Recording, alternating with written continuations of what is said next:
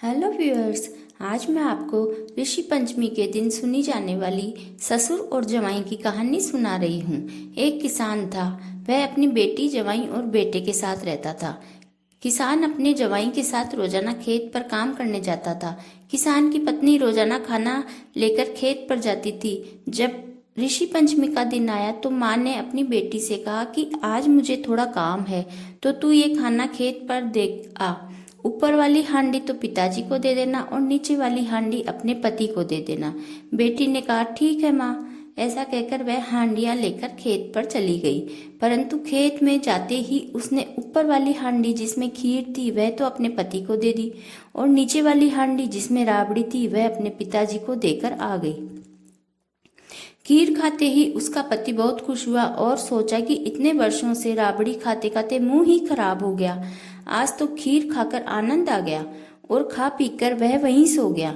जब पिताजी ने राबड़ी खाई तो उसे बहुत गुस्सा आया, और गुस्से में वह हल चला रहा था तो उसने अपने जवाई पर हल चला दिया, जिससे उसकी गर्दन अलग हो गई और वह मर गया। उसने सोचा, गुस्से में मुझसे ये क्या हो गया।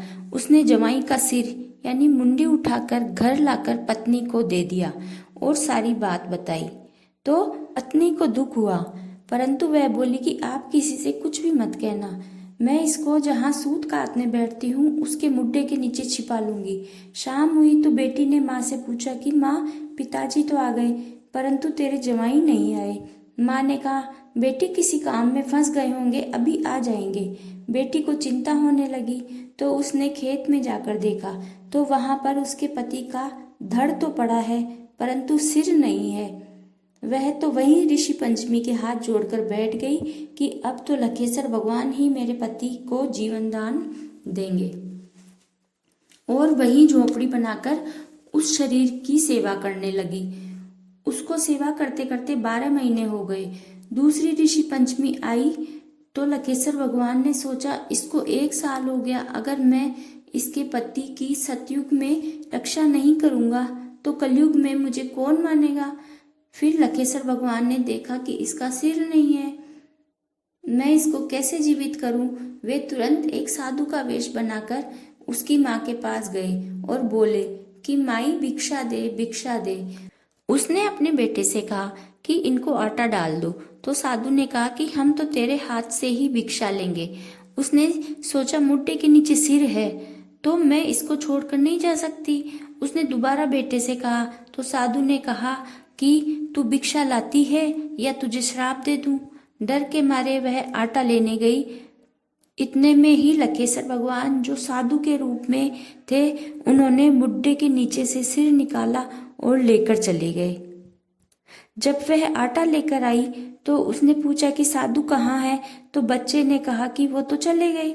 लखेसर भगवान ने उसकी मुंडी जोड़कर बेटी से कहा, तुम 7 बार पानी का लोटा लेकर इसकी परिक्रमा करो तो ये जीवित हो जाएगा। बेटी ने वैसा ही किया, उसका पति जीवित हो गया।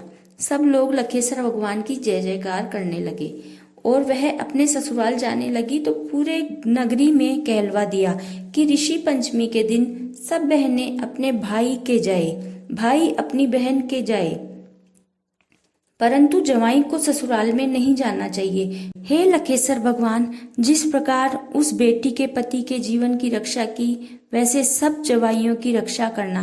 कहानी कहने वाले, सुनने वाले और हुंकारा भरने वाली सभी बहनों के पति की रक्षा करना।